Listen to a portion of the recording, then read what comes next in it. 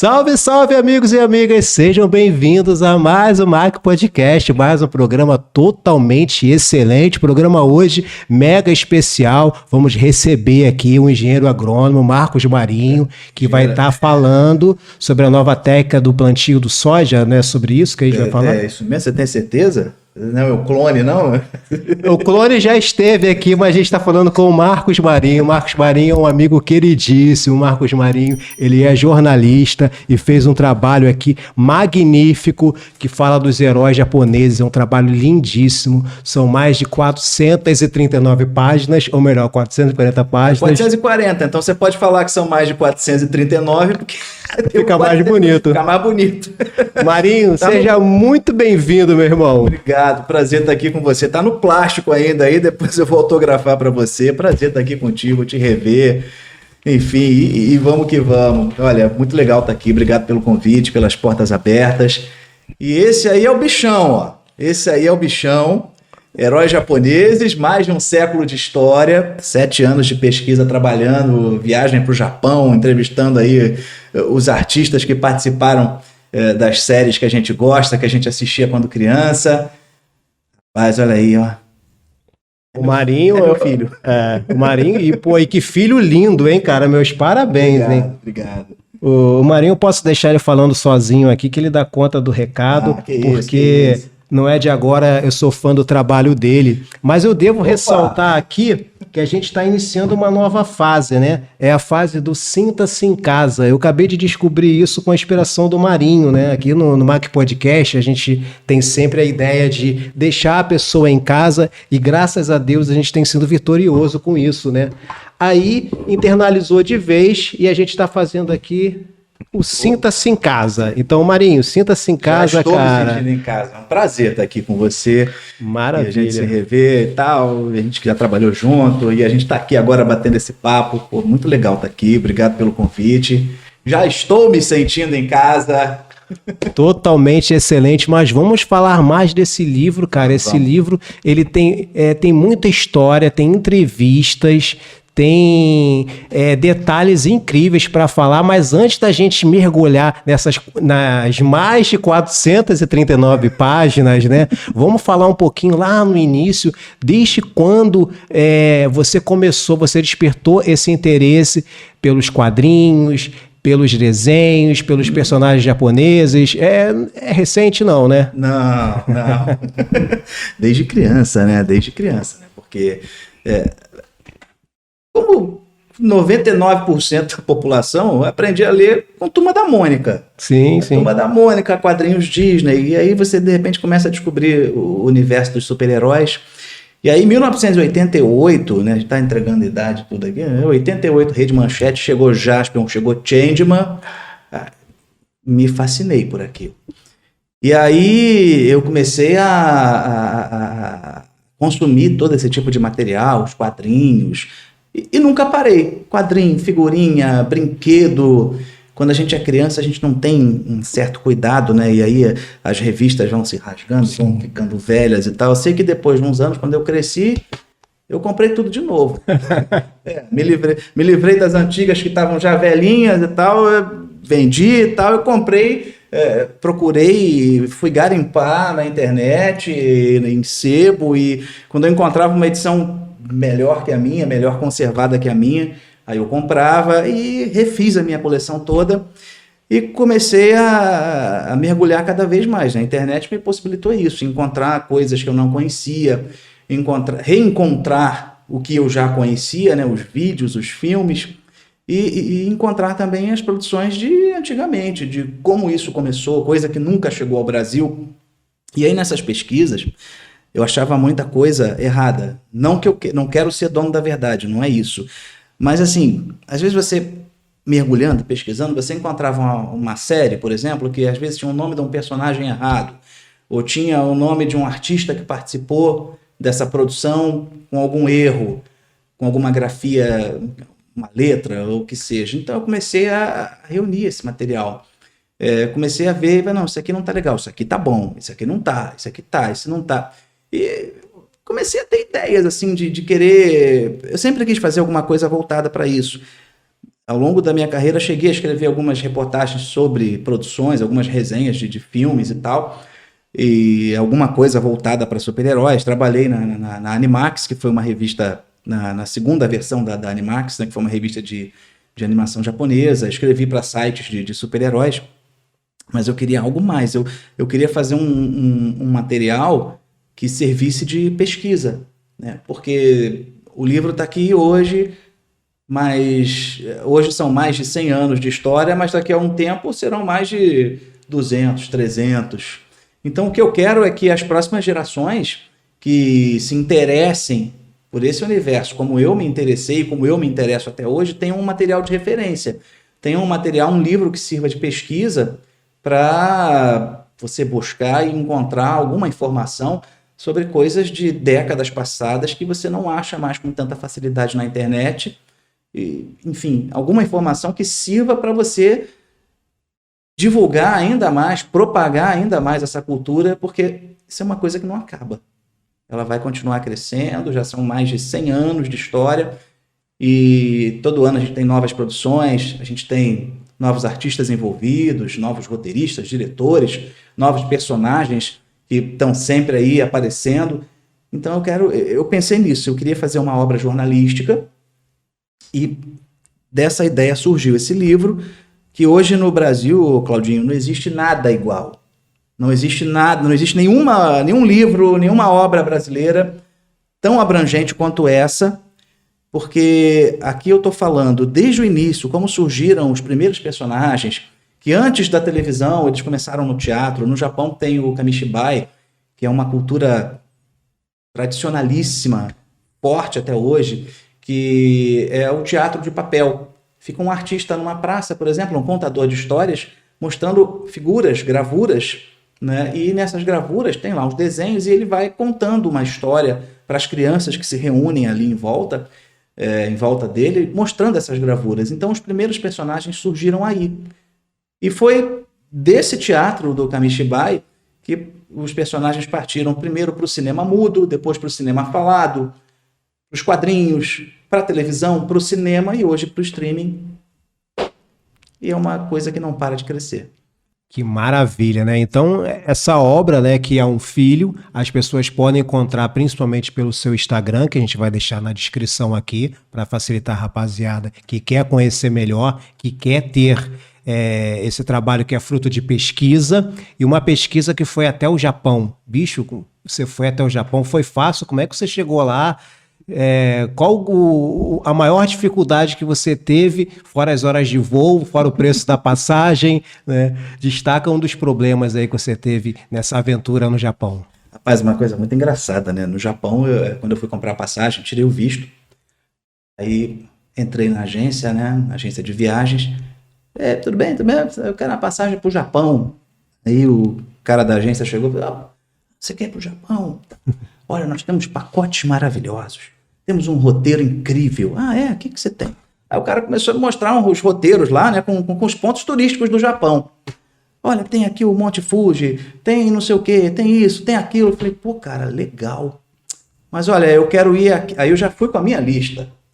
Porque quando eu viajei, eu já tinha feito a lista dos lugares que eu queria conhecer, dos lugares que eu precisava ir para pesquisar sobre esse universo dos heróis. Né? E falei, olha, eu quero ir aqui, eu quero ir aqui, eu quero ir nesse restaurante aqui, porque o dono do restaurante é um ator, e eu quero ir, tenho certeza que se eu for lá eu vou encontrar com ele, vou tentar entrevistar ele, eu quero ir aqui, aqui, aqui, aqui, aqui, aqui. Aí o cara da agência falou, olha, a gente até passa aqui perto. Então, enquanto o nosso grupo com o guia estiver aqui, você pode ficar aqui uns 10 minutos. 10 minutos não, amigo. Pô, eu quero ir sem ter prazo. Eu quero ir para ficar o tempo que eu precisar. Ele, então é melhor você comprar a passagem e vai por conta. Eu falei, pô, então eu vou por conta. Mas você fala japonês? Você fala arigato. Eu também. Arigato é fácil, né? E aí que vem a parte mais legal. O povo japonês é muito hospitaleiro. Aconteceu várias vezes de eu me perder, óbvio. Principalmente no trem. A gente está acostumado, Rio de Janeiro, linha 1, linha 2, linha 4, não tem a 3, né? Pular direto para 4. Lá você tem, sei lá quantas linhas. E aconteceu muito de eu me perder e pedir informação na rua.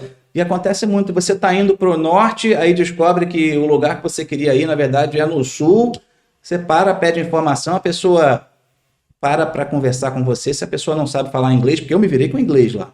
A pessoa que não sabia falar inglês sacava o telefone de última geração do bolso, com o Wi-Fi da rua, ligava lá o Google Tradutor e digita aí o que você quer me perguntar.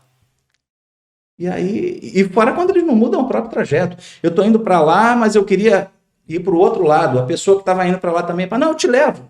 Nossa. E vai. Eu lembro de uma vez, eu estava no trem, me perdi, aí fui pedir informação para uma menina. Ela falou, não é aqui não, é ali. Ah, você tem que descer aqui e voltar, você está no trem errado. Ah, tá bom, muito obrigado. Aí eu estou me virando assim, eu vou lá com você. Você vai comigo? Você não está indo para lá? Não tem problema, não. Você é turista, você está perdido aqui, a gente ajuda o turista. Poxa, que legal, cara. Pô, muito obrigado. Sensacional. E foi, sabe?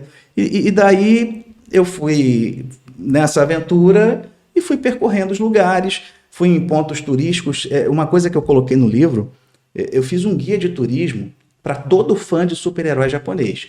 Nossa. Porque tem uns lugares no Japão que obrigatoriamente todo fã precisa conhecer. Estúdio de gravação, estúdio de cinema, museu. Tem museu lá com as fantasias, com as armaduras dos heróis que a gente assistia na TV e elas estão lá em exposição. Museu de brinquedo, restaurante de artista. O Ultra Seven é dono de um restaurante, o Black Kamen Rider é dono de um restaurante, os atores, né, que interpretaram esses personagens. Então, é uma viagem fantástica. Você tem um hotel, eu fiquei hospedado num hotel que é temático do Godzilla. Então, você imagina aquela cena clássica, né, do Godzilla andando pelo centro de Tóquio, destruindo tudo, e aí você está caminhando pelo centro de Tóquio e você olha para cima, aí você vê o hotel e a cabeça do Godzilla saindo da parte de trás do hotel. E de noite ele rosna, ele solta fumaça. É sensacional. Nossa, e você tá falando aí que você fez entrevistas, né? Foram muitas entrevistas, eu já tô sabendo de cada história incrível que estão descritas no livro, mas eu queria que de repente você destacasse algumas entrevistas, né? De repente, facilidades, dificuldades, pessoas acessíveis, né? Porque para nós aqui são artistas famosos, né? A galera da nossa geração aqui, que acompanhou Jaspion, Changeman, Jirai e assim, tantos outros super-heróis, para mim são lendas, né? E a galera foi receptiva, conseguiu falar com todo mundo. Quais foram as entrevistas mais emblemáticas, assim? Olha, tinha muita gente legal e algumas nem tanto. E o que aconteceu lá? Por exemplo, eu fui no restaurante do Black Kamen Rider, né? O Tetsu Kurata é o ator que interpretou o Black Kamen Rider e o Kamen Rider Black RX, né? 2 séries que passaram na extinta TV Manchete. Lá eu fui 2 vezes. Cheguei a primeira vez, aí a mãe dele, né, que trabalha com ele lá no restaurante, recepcionou e tal. E aí, quando eu falei com ela, nesse dia eu estava com um intérprete e olha, a gente queria conhecer ele, me apresentei, eu sou jornalista do Brasil, quero entrevistar o Tetsu Kurata. Ah, não, tá bom. E já levei presente, né? Porque uma coisa que me recomendaram, você tem que levar presente para todo mundo que você for conversar no Japão. Falei, beleza. Cheguei lá, aí eu tô com caixinha de bombom. Ele chega, eu tô aqui, a cozinha era ali. Da onde eu tava vendo ele fritando lá uma carne, lá um bife e tal. Aí ele chegou, ele veio até mim, aí me apresentaram, esse aqui é o jornalista. Ele só apertou minha mão, muito obrigado, tá? E saiu andando. Eu falei, não, peraí. Eu trouxe esse presente pra você e tal, não sei o que, queria te entrevistar. Ah, agora não dá não, tá bom, muito obrigado. Tá, pegou o presente, saiu andando e foi embora. Largou ali. Poxa vida. Aí veio a mãe dele, eu falei, olha, a situação é essa, como eu te falei e tal. Não, espera um pouquinho aí. Ela voltou na cozinha, conversou com ele, aí ele falou, volta no dia seguinte, volta amanhã que eu vou dar a entrevista. Eu falei, tá legal. Eu voltei no dia seguinte, como ele combinou comigo, aí cheguei lá, ele não quis falar, ele deu um ataque de estrela lá, começou a gritar, dizendo que não ia dar entrevista e tal, deu um chilique danado, as pessoas olhando, enfim... Não quis falar direito dele, paciência.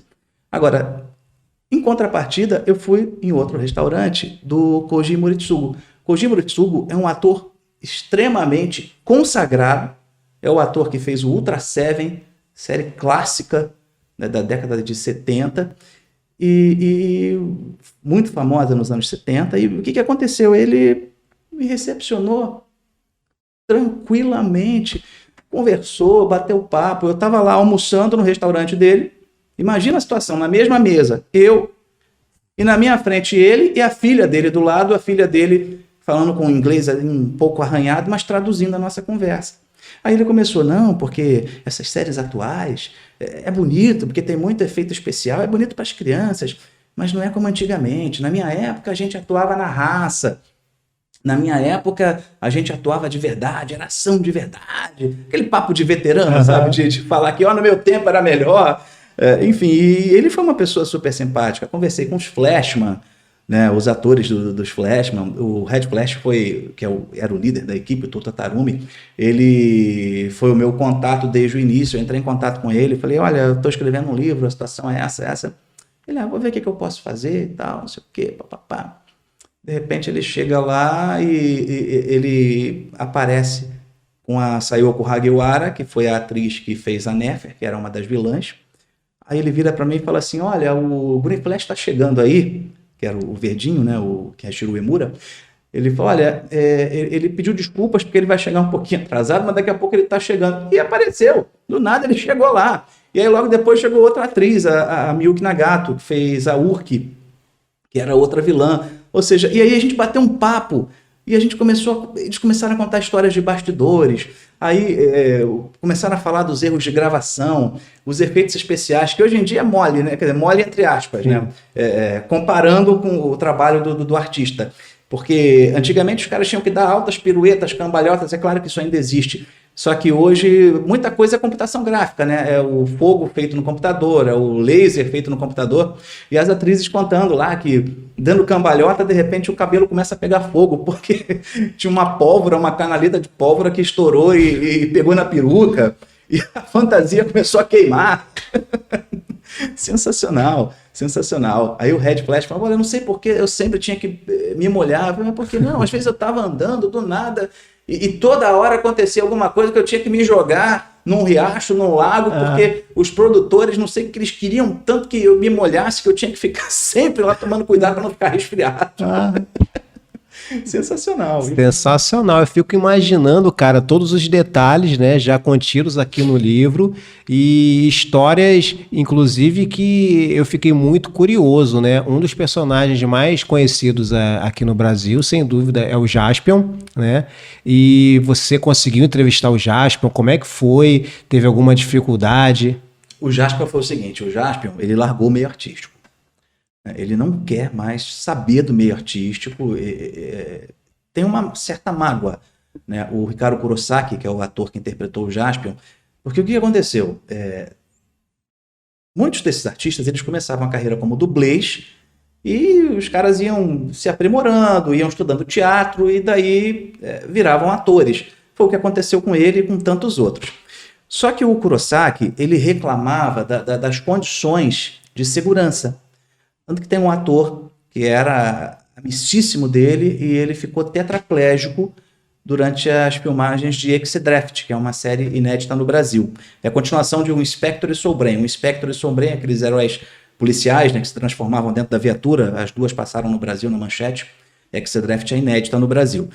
E aí esse ator ficou tetraplégico, ele era amigo do Kurosaki.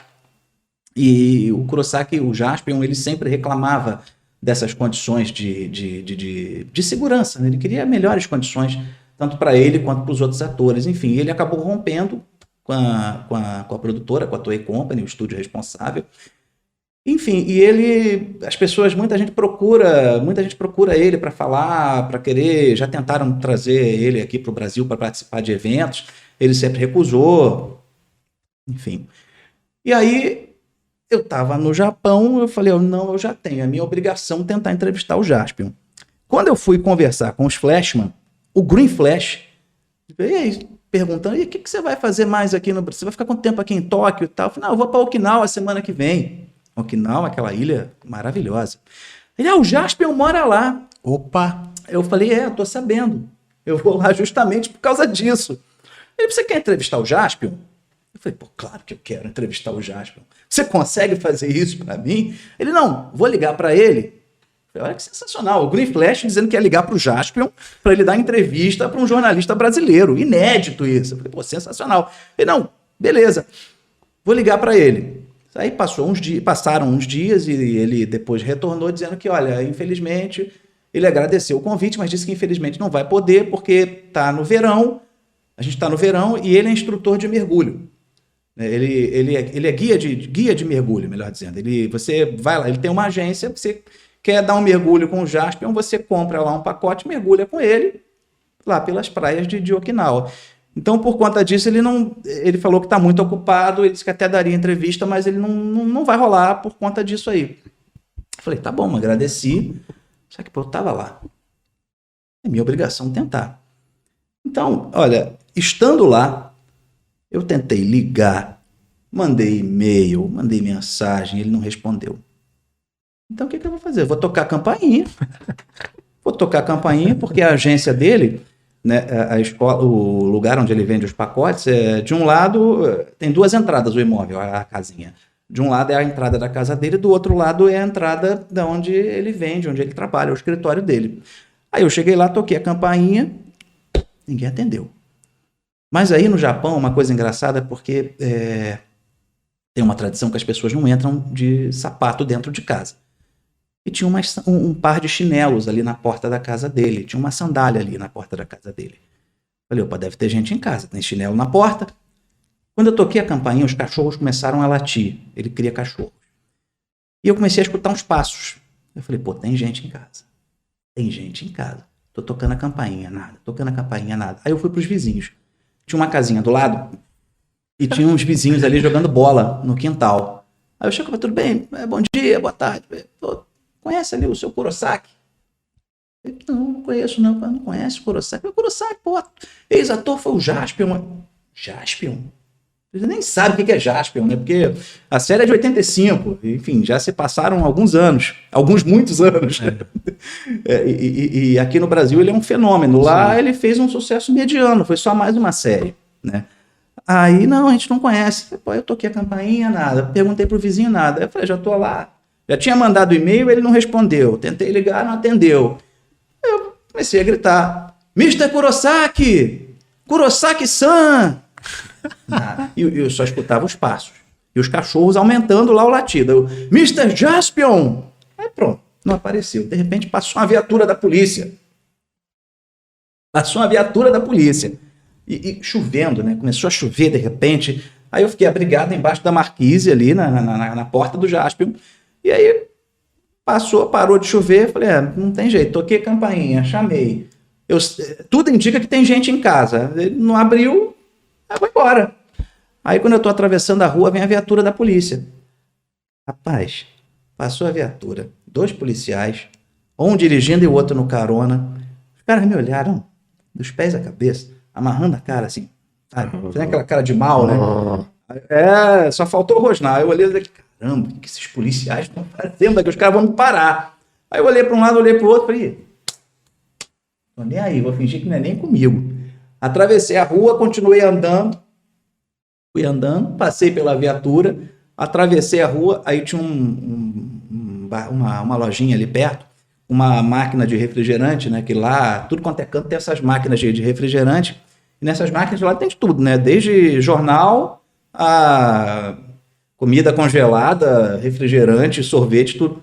Aí apertei ali, peguei uma bebida, passei direto pelos policiais, eles foram embora, eu fui para um lado, eles foram para outro lado, não me abordaram e ficou por isso mesmo. Eu tenho quase certeza que ele estava em casa, que o Jaspion estava em casa pelos barulhos que eu ouvi, mas enfim, ele não quis me atender. Tentei do meio tradicional, do método tradicional, né? Primeiro o Green Flash se ofereceu para intermediar a entrevista, mas aí ele agradeceu, disse que estava ocupado. Beleza. Como eu estava lá, toquei a campainha, mandei e-mail, liguei, não atendeu, não respondeu, toquei a campainha. Não deu, quem sabe da próxima vez. Então, você que acompanha o Mac Podcast, que está com a gente até agora, que conhece o Jaspion, que conhece o ator ou alguém da família, faz o link aqui com a gente. Quem sabe, Marinho, você não recebe um convite para voltar ao Japão, para voltar ao Okinawa e realizar essa entrevista, que de tantas que tem nesse incrível livro, a do Jaspion vai ficar só essa história que já valeu pela entrevista. Parabéns pelo seu faro jornalístico. Obrigado. Faro jornalístico que eu conheço já há algum tempo, né? Acompanho o seu trabalho em grandes empresas de comunicação. Esse rapaz aqui, ele passou por todas as grandes empresas, ou quase todas, né? Então, eu tenho muito orgulho de estar recebendo você aqui. Pena que a entrevista está acabando, né? A gente tem um tempo restrito. Quem sabe a galera gosta, né? Pede para o Marcos de Marinho voltar, né? Há essa possibilidade. Enquanto isso, vamos preparar uma consideração final, porque não dá para contar as mais de 439 páginas aqui, né? Afinal de contas, o nosso tempo é mais restrito, cabe o nosso telespectador pedir para você voltar, mas é de tantas histórias incríveis contidas nesse livro. Vamos fechar com uma. Tem alguma em mente aí que vale a pena a gente usar para encerrar? A gente não combinou nada não, tá, gente? Aqui a pauta é não ter pauta. Então vou contar uma história boa. Vou contar uma história boa aqui. Mas... Todas foram ótimas, né? Se esta outra. é boa, meu Deus do céu. Só lendo o livro. Eu vou confessar uma coisa aqui. Eu quero encerrar a entrevista para eu poder ler logo esse livro, entendeu? Porque eu já tenho o meu. Não vou precisar te procurar no Instagram, que vai estar aqui embaixo. Mas fala essa história aí que você trouxe pra gente. Quem comprar direto comigo pode receber autografado se quiser. É só informar lá o nome, deixar o link aí embaixo aí. Teve o circo do Jaspion. No auge de Jaspion e Changeman no Brasil, teve o circo do Jaspion que rodou o país, esteve em diversas cidades. E nessa época, os dublês, eles usavam as mesmas fantasias que eram usadas nas séries. O empresário que trouxe as séries para o Brasil trouxe também as fantasias. Aí criaram um espetáculo lá e tal. Deu polícia no circo. Deu polícia no circo. Imagina a situação, a criançada lá... assistindo, gritando, batendo palma, Jaspion, Changeman, os heróis dando cambalhota, dando pirueta, aquele show pirotécnico, explosão pra tudo quanto é lá, de repente deu polícia. Por quê? Teve um ator, um dublê que participou das séries, aliás, do circo, ele participou do circo, e aí ele era um cara assim... muito requisitado, né, pelas garotas, né? Ele fazia muito sucesso com a mulherada. Ele se envolveu com a mulher de um criminoso. Meu Deus. O circo estava lá montado. E aí, rapaz, ele começou a ter um romancezinho com a mulher de um bicheiro. E o cara ficou sabendo. Óbvio que não gostou. Foi lá no circo tirar satisfação. Rapaz, aí veio a turma do deixa disso. Aliás, teve perseguição policial também, né? Porque em determinado momento, em outra ocasião, o espetáculo montado, de repente a polícia apareceu porque estava correndo atrás de bandido. Bandido entrou no circo para se esconder. E por aí vai. É muita história bacana. Meu Deus. E você que está acompanhando a gente até agora, muito obrigado, meu querido Marcos Marinho, amigo de longa data. Eu que agradeço. Acompanho o seu sucesso, o seu trabalho de perto, sempre com muito orgulho e muita alegria quando eu te vejo na televisão, tá? Falei para minha filha que você vinha aqui, ela ficou com vergonha de vir aqui te conhecer, mas faz parte, né? Então, quero agradecer você a presença. Dizer que as portas estão abertas aqui para falar mais do seu livro, né? Ainda mais depois que eu ler, vai ficar mais fácil ainda a gente reproduzir determinadas histórias. Obrigado, Marinho. Eu que agradeço, Claudinho. Obrigado pelo teu carinho, por essa amizade de longa data, a gente que já trabalhou junto e está aqui se encontrando de novo. Obrigado pelo espaço, muito obrigado pelas portas abertas. Obrigado mesmo, de coração. Valeu. Olha, gente, quem quiser aí, me siga aí, @o_marcosmarinho, Marcos com U, no Instagram, tem lá o link lá na bio lá para comprar o livro mais barato. Opa! Com desconto. Opa! Se quiser e ainda consegue autografar. E só tenho a agradecer. Obrigado por esse espaço. Fiquei muito feliz em estar aqui, poder te rever depois de tanto tempo. Botar nosso papo em dia. Verdade. O pouco que vocês nos acompanharam aqui, vocês não têm ideia o tempo que a gente está conversando aqui na lounge, aqui fora. Meu Deus do céu. Vale o novo podcast. Vale, pessoal. vale. Obrigado pela audiência, pelo carinho. Pede pro Marcos Marinho voltar aqui nos comentários, tá? E segue ele lá no Instagram e procura saber mais desse livro, que é um trabalho documental, é um trabalho sério, um trabalho único, que vai ficar, para nossa geração e para muitas outras, tá? Obrigado a você. Até o próximo Mac Podcast. Valeu. Obrigado por curtir o vídeo até aqui. Esperamos que você tenha gostado e até o próximo.